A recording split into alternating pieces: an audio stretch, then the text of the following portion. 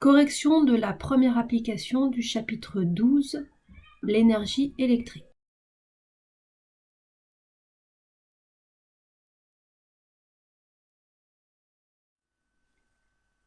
Dans la première partie de cette application, on demande à calculer la charge Q émise par le canon à électrons.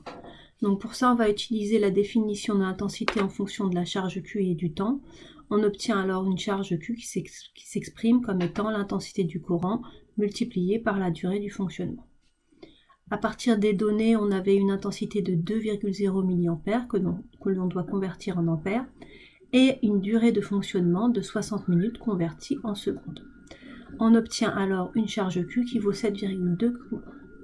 Attention à l'écriture du résultat, il faut absolument respecter la précision des données. Ici, nous avons 2 chiffres significatifs pour l'intensité du courant et 2 chiffres significatifs pour la durée du fonctionnement. Il faut donc écrire le résultat avec 2 chiffres significatifs.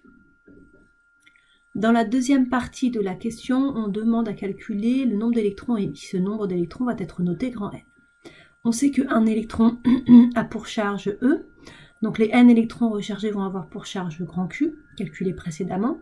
Donc à partir d'un produit en croix, on va pouvoir déterminer la quantité, le nombre d'électrons grand N qui vaut 4,5 10 puissance 19.